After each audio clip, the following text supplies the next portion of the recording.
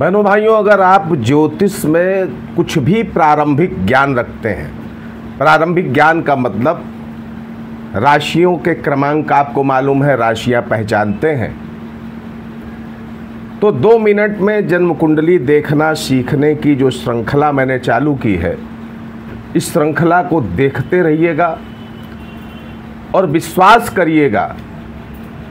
इसमें कुछ ऐसे फैक्ट्स मैं आपको बताऊंगा जिनको आप किसी की भी जन्म कुंडली में देख करके आंख बंद करके कह दीजिएगा और वह बात 100% सही होगी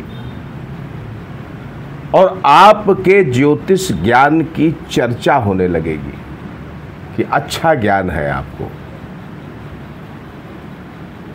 ये प्लेटफॉर्म, ये वीडियो की श्रृंखला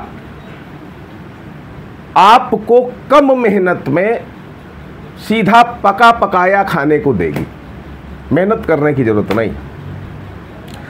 जिन सूत्र को, जिन रहस्यों को खोजने में बहुत समय लग जाता है, बहुत प्रैक्टिस करनी पड़ती है, उन सारी चीज़ों को, सारे रहस्यों को, सारे सूत्रों को इसी श्रृंखला में क्रमबद्ध करने का मेरा विचार है।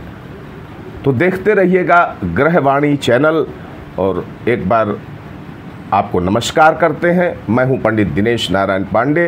प्रेम से बोलिए जय माता की। बहनों भाइयों, आज चर्चा है लग्न में कुंभ राशि। लग्न में कुंभ राशि यानी 11 का अंक लिखा हो किसी की भी लग्न में और वहां पर बैठा हो केतु। 11 का अंक लग्न में लिखा हो, वहां बैठा हो केतु, तो ऐसी कुंडली में जो जातक है उसका पिता श्रेष्ठ व्यक्ति होता है, विख्यात व्यक्ति होता है। चाहे वो किसी भी विधा में विख्यात हो, उसका पिता विख्यात होता ही होता है। और इसी केतु के साथ में केंद्र में ही शनि भी बैठा हो, यानी लग्न में 11 का अंक लिखा हो, वहाँ केतु बैठा हो और केंद्र के किसी भाव में शनि बैठा हो,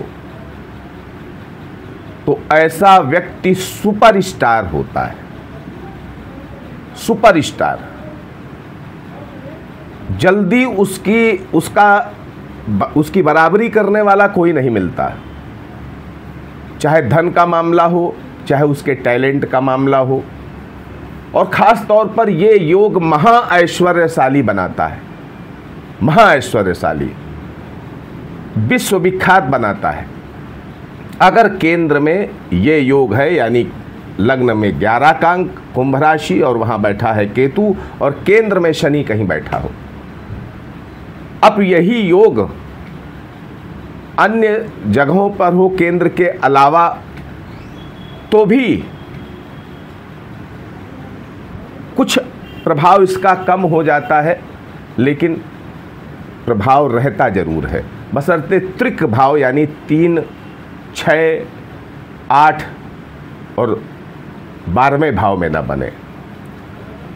यानी कुंभ राशि में केतु हो तो आप आंख बंद करके कह दीजिए कि इनका पिता श्रेष्ठ और विख्यात व्यक्ति होगा और संपन्न भी होगा। लेकिन अगर त्रिक भाव में बनेगा तो बहुत ही कम इसका रिजल्ट मिलेगा। बहनों भाइयों, ये सूत्र रहा आज के वीडियो में और इस सूत्र को अप्लाई करके देखिएगा। किसी की कुंडली में ये चीज़ दिखे तो ज़रूर बताइएगा और इस श्रृंखला को मिस मत करिएगा, क्योंकि इसमें वो ज्ञान मिलने वाला है जिसके लिए आपको बहुत मेहनत करने की ज़रूरत नहीं है, पका पकाया मिलने वाला है। आप सुखी रहें, समृद्ध रहें, इसी मंगलमयी कामना के साथ एक बार प्रेम से बोलिए जय माता की।